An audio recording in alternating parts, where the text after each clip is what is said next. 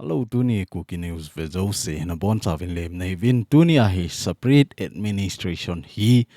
koiman e hin pi loading e ti hi chi topic mang cha holim na neo cha hin sei hoitin hi chi I topic ngo hi ga geleu chu mi tam pin imu lo diu jong hi ata san lo lo jong tam pi ki a hin la tu le tu I condition hi veleu chun Kuki te mấy thầy gama ki lut thầy lâu mấy thầy ho jong Kuki gama hong lut thầy lâu ahin hichiwa ko na hi hoi ta separate hi now chu ki he chen mama ahi ta in Indian government in lam kai home minister hi hen ahi lawai le ministry of home affair hi hen akoi chu hi jong le anop seu jong le hi chi ei ho khut na ahi in azi chu gal ahung uma ihung ki boi wa patna center government in boundary in sempi wa state khat sunga line in kai pi wa hichilang mei hei ho hichilanga Kuki ho ti amin hoita separate e ball a hitain ahin la tu ni a hi Kuki cha ten ingai cha no chu ipiham tele administration hi ingai chan wa hin administration atuma ki vai pu ding ti pa hi a hi hi chi administration ki sim tup na ding hi ga veleu chun Kuki cha te hi tu a hi prime minister pa hong hen lang a hi lawai le home minister pa hong hen lang Kuki cha ten separate administration na deule na kila the hi tai hi chi central government en nahin pi a hi tai ti jong le tu nia ikilam kai deu dan hi ga geleu chun koin ilam kai deu ham a hi lawai le et administration chu kitup ding mo nga hi igelo ham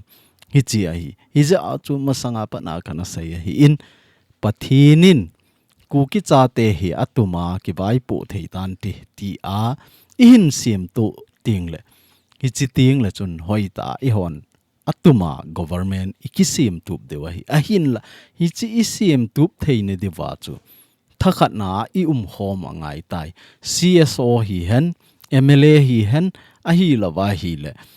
SOO ho hi zong le hi chu ho hi thakhat na I toka wa chu administration atum ki nei thei lo ding ei ti pa hi I het no ngai alin na pa na aniau chan ge in zong hi chi hi angol pen in zong I het deu ka ta sanin hi chi lo hi la mi pi e ho sung ki sim tup ding go talawa a hi lawai le inam sung sim tup na ding zo go talawa lam kai ho center government hi nga athum dinga I sol a hi lawai le nga ki phin dinga iki got jing pau zong hi adi lo na tampi a hin ama sape na e ho iki sim tup phot deu kei ho hi atuma ki vai pu ding ka hi taven hi chi hi kalam kai deu a hi in hi chi hi kanam se pai deu a hi in hi chi hi ka MLA deu a hi ti a ikitun zo teng la bo chun center hi nga I thum deu hi chi zo teng la chun ama ho hin vet deu a hi ama ho hi khana ki po thei mong a hi ta ve tu a pa na hi hoi ta ki vai po the hi ta ve ti pa hi in pompi deu a hi ahin la ihung ke boy ti lawa chu center government in jong Kuki cha te hi I to bang ham ti hi het lo a hin ahung ke boy ti la chu ama ho jong boy tho wa hi aji chu a citizen khat aki hi ja chu center government jong boy a hin hi ja chu Kuki a choma mai hlei a choma ti a in hian dan no le ei ho sung jing jong hi anaki ki to lo hi china ka chu ki hian na min ja chom ihung ki vo Kuki zo a hi lawai le mar zo mi tia ihung ki hian kit no le tu a hi Indian government en jong phaje sa a hi tain hi je a chu kana mi te ho avela ka tip ki dai ama sapena ai ho ki sim tup diu ki sep tup zo teng le hi chi hi ke ho a hi tain ke ho hi tin ki got na ka nei vin center government en nipom pi vin ti pa hi isei deu dol a hi in a hin la tu ni ai ki phin ho hi mi pi ki sugyan thei mei I nam sunga ai in alo nei lo ho tu ni chan ge kum ni wal zen a hi ta in a hin la kumni aval zo nung sanga jong hi koi macha in nei lo nei jong ki kisim do zo lo ipg am tele ei ho thanei na hi chi isim do zo diu dol hi lo ai Indian government in ei ki tho pi ding ei pan pi ding hi chi a ko na chu izakai hi ihin ki setup ki thei diu a hi in a hin la tu ni a hi chi wa center government hinga igen theinaw I ha sat na ho ni hin vet pi velang ni hin ki tho pi vin ti sanga hi aza chom chom eima sakhaw sunga lut ding bo to gon inei ji wa hi inam sung wa igen theinaw kile theilo hi ti pa hi I het divin ka dei sa in hi chi topic nga aban I hing chal ha masangovin igam sungu boy hi het dewa hin India le Pakistan ki boy na hi hapta khat ling ke hi in sei zomo a hi hi chi chung chang hi niau cha ga sei ki lew han jan ha chu in a sei tawin Pakistan a hi in India a hi in ke boy na chunga hi US ahung ki kumin US a president pa Donald Trump ahung ki kumin aman gamteni ki ka achamna ahin simi ti pa chu ina sayo ahin la hi chiwa ceasefire in ahin phondo zowa zong hi zana chu zanhla chu ivetna hi la Pakistan ho hin bomlin ta India gam sunga ahin kap lut na livin India gam hi nasata attack ahin bol jing na live ti zong hi mu ahi in hi chi chung changa hi nasata a high level meeting ho zong jing na lai a hi in hi chi India le Pakistan ki boina a Donald Trump in ceasefire ahin phona hi chi India in zong apom Pakistan in zong ahin pom a hi ta in a hi le hi chi ahin poma gamte ni ki boina thip ding dana ahung uma chu Donald Trump US president pa hi mi tam zo pi hin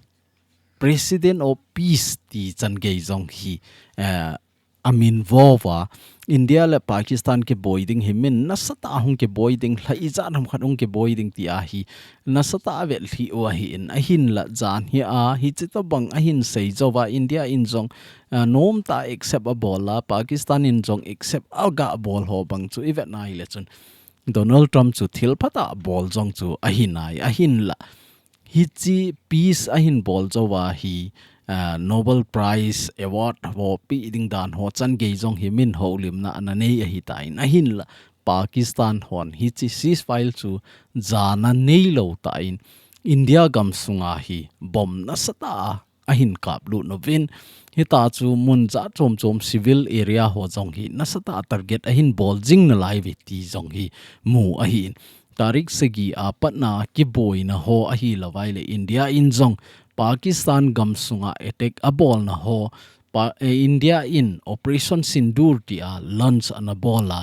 hi chi chung changa Pakistan gam sunga attack a bol na ho jong tunia chu in gam sunga army leader len ta hon jong a bol dan ho a attack a bol na ho amun ho approve is a kai ahin vet sa ven detail ta ho lim na ho jong ahin nei veti ahin ahile ipi bola Pakistan te hin tu chunga ceasefire agreement hi adei lo ham ti a hi le hi chi hi Pakistan army chief pa hin ama thaneina hi chi apan mun nga ding hi adei lo je a hita chu ahin eng bol a hi ti ho jong hi mu ahin alang langa hi social analyst a hi lawa hi le journalist thim ta hon jong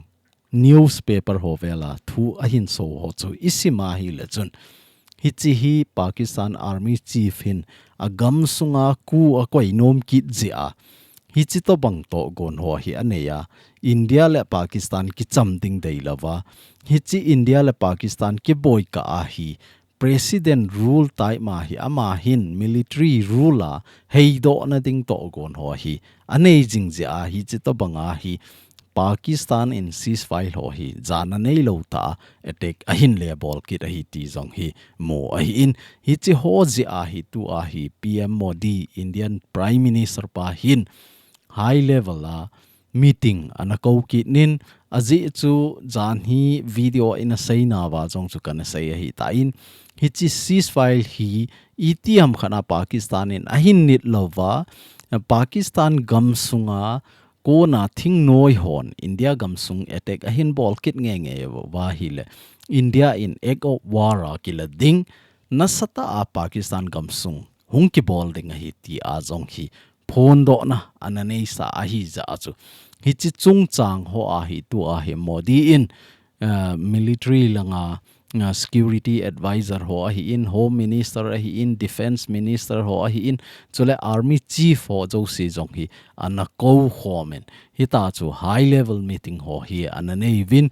Pakistan in ceasefire akibol zo nung sanga jong attack ahin bol na chunga hi et pan la ding ham ti ho jong hi holim na ananei vi ti ho hi mo a hi in a thu wang hi I to bang thu a sei ham a hi lawai le hi ta hi pan la ding hi ti ho bang hi media a hoi ta a hung ki so do po in hi jong le a thu a to khom na thu pen a topic pen hi chilang do ya hi tu a ceasefire a ki bol zo nung sanga Pakistan in avela India attack a hin bol na chunga hi chi holim na ho anei wa hi decision la ding dan ho ki ho na anei vi ti ho jong chu mo a hin hi chi chung changa hi I ta banga pan a hin la deu ham wang het a hi po in amasa a jong chu operation Sindoor jong chu PM Modi hin army ho khuna na pi do a hi chi army hon a hin lam kai wa tu chunga operation Sindoor a hin bol wa ama ho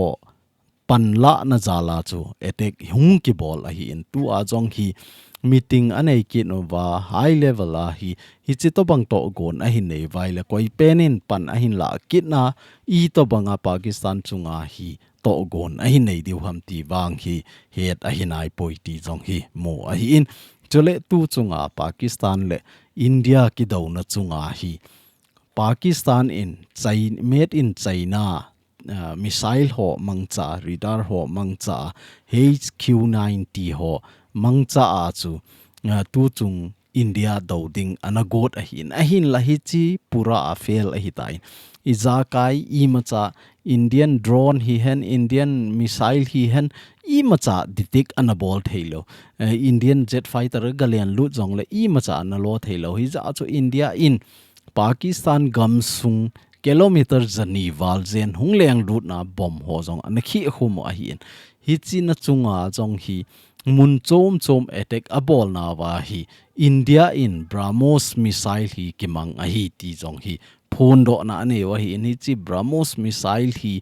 tu le tu a hi min chi mama hi chi to bang missile ho hi koiman detect a bol thei po a hi lo le intercept ti chu akap thla thei poi ti chan ge a jong hi heading mangcha a hi news za chom ma jong hi akiso I ti ho jong hi mo hi ni za chu tu a hi HQ9 ho hi koi to bang sign ball deal ball hon jong cancel a hin ball deu India gama kona BrahMos missile hi nasata older a hin ball deu India te hin business lane ta a hin nei deu da na jong hi business langa analyze ball ho hin nasata atu chunga BrahMos missile hi anaphat save ti ho jong chu mo a hi in tu chung operation Sindoor hi nasata BrahMos missile hin na atong ti jong chu nga a het theini dewa India le Pakistan ke boina chung changa update neu cha hin bela mo hi chi chan chu hin tin itiam khana update om jong le hi cho jong hi avela hin sai ki deu hin tin tu hin e ho gam sunga belo hen hichiwa hi UK ne hon thu phone a hin nei now het sa na a hin bol a hin Sunday dukan bol hole sabat mezo ho hinga avela het sa na ti a hin hichiwa ama hon a sei abona in a simso ke ta deu ka ta sanin aji so ama hon that 9 ni a chu hi chi to bang thu so hi ana bol a hi tan Sunday ni hi a hi thei le koima kai hlang to loading ti a hi in a hin la isa kho akito lo za chu khen khan hi Saturday ni a to lowa Sunday ni a to loi ke mai aji chu saban ho hi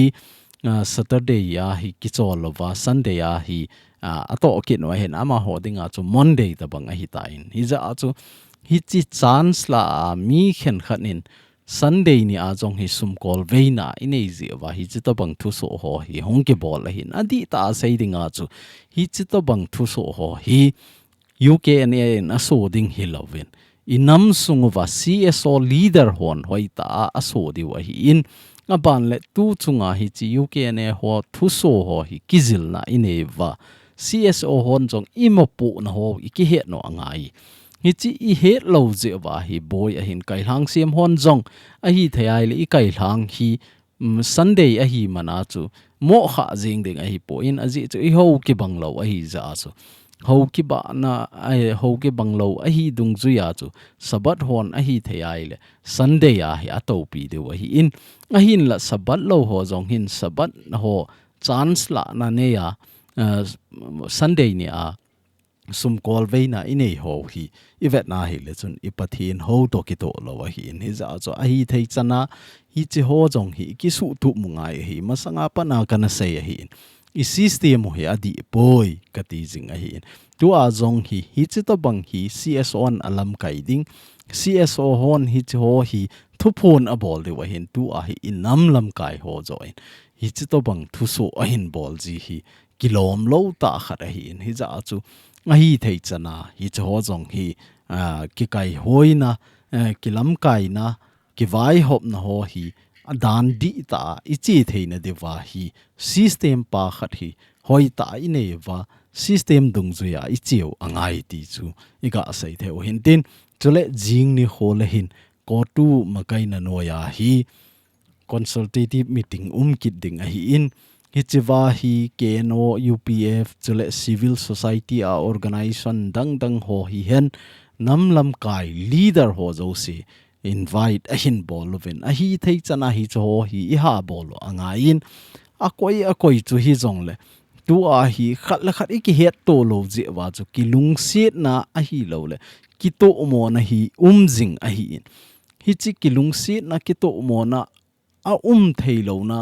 a hi lo le I boy na ho hi ga ngai to le chun khat la khat chu hoi ta I hung ki go ma I hung ki het tieng le chun ki to mo na thei lo ki vet da na thei lo ai hi za cho a hi thei chana hi chi to bang consultative meeting ho hi nei jinga leader ho zo se ki mu to jinga I pan la dan I kal sot dan ho hi lam khat bawa I chiu ngai hi che ho ta bang hi I nei jing lo wa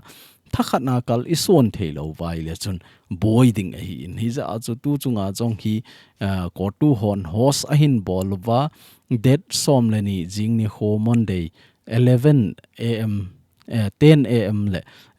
LNC hotel kangui ka kampopi monahi meeting bolding ti a hi ni chwa jong hi a hi thei chana lam kai ka hi ti a organization nei ka hi ti zo se ichi khom wa hi chiwa thu na ho idei lo na ho isei min de wa hi chi dung zu ya chu kal iso nu nga ya hi khoti lo wai le ku ki chate khanai pan khom lo wa khanai din khom lo lai se wa chu I to banga separate ki hi jong le administration pa hi ikisiam do na diu hi hungwat le na lai ding hi ti chu neu cha iga se wa hi in tu hin separate administration chung chang chu ga sei jom ki lew han ama sapena hi separate administration hi mi khen khat nin imu lo diu a hi a khen khat loin imu diu a hi tai ti ho jong hi azat chom a a hin la ama sapena iga sei nom pen cha hi le ta san hi ngai hi tu ni a ho jong pathin ho cha te hi win I pathin ho jong hi I ta san cha lo wa chu pathin iginu a hin igin cha na a hi lo wa le I ta san na za la chu pathin Christian cha khat ki a hin tu ni a jong hi Christian cha na hi za a chu van gaman chi te ding hi na chi lo ding hi ti koi ma chan ki sei the lo hi a hin igin na a ko na chu hoi ta ki ging cha ki ta sana hi chi wa ko na chu ki so cha hi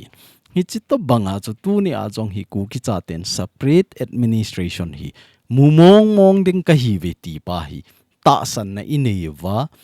I condition nun zong hi ivet la ngai ai tu ni a hi mail thei in zawa zong ka sei ta in mail thei Kuki gama hong lut thei lo Kuki zong mail thei gama lut thei ta lo a hi ai le chon ki separate ta chola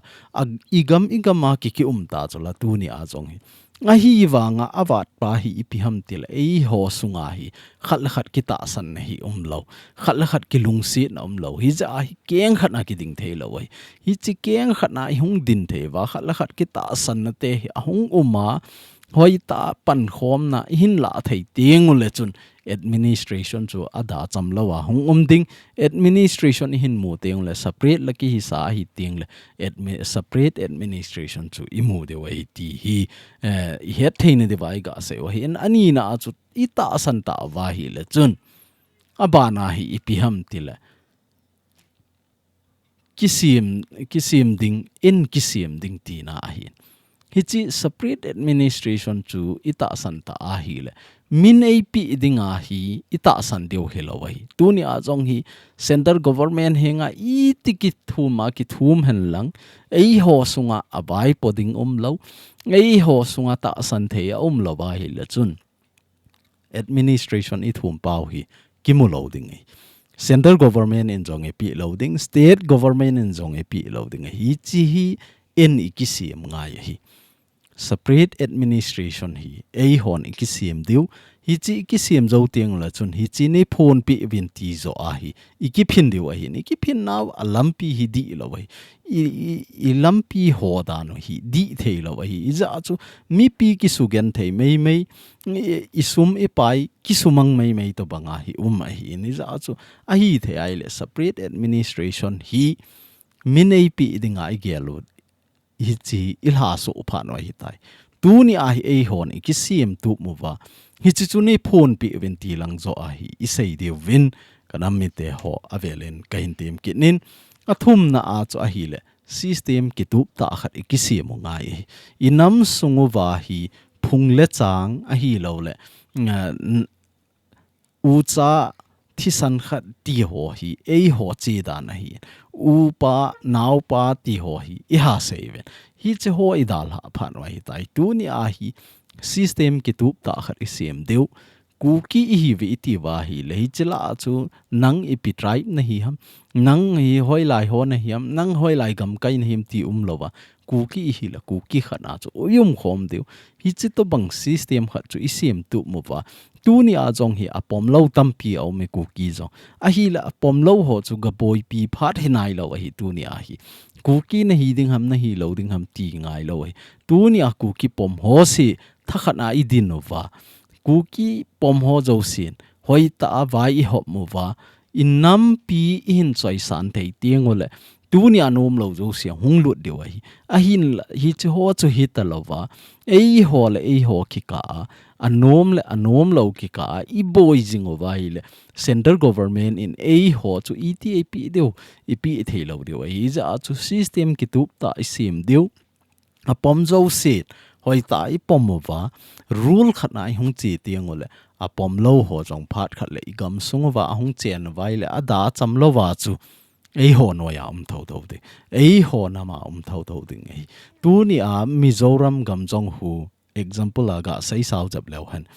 Mizoram gam hu masanga koima Mizom lo wai lu sai a hi lo vai le phunga ana ki ko wa hin a hin la a ki to thein di wa chu Mizo hiwi ti a hi Mizo pho vai le tu ni a hi nang koi ho na hiam ti ai le abon wa hu koi man kei walte ka hin a hi lo vai le kei sai lo ka hin ti koi man sai ta lo wai abon wa kei Mizo ka ni ti hi jing cho hi chi to banga ho ei ho jong I pat lo wa hi le tu ni a hi nang koi ne him te la hong sai hi chi hu chi vai phei gang te sim te ti pai te ai ki khen na lai vai le chun inam sung wa hi separate administration hung ke phone na ding hi kum som tham hung lut ding a hin la hi che ho chu hoi ta ki sim tu mu wa ei ho sunga hi phung le chang I hin dal ha ting le hin tu ni a hi kum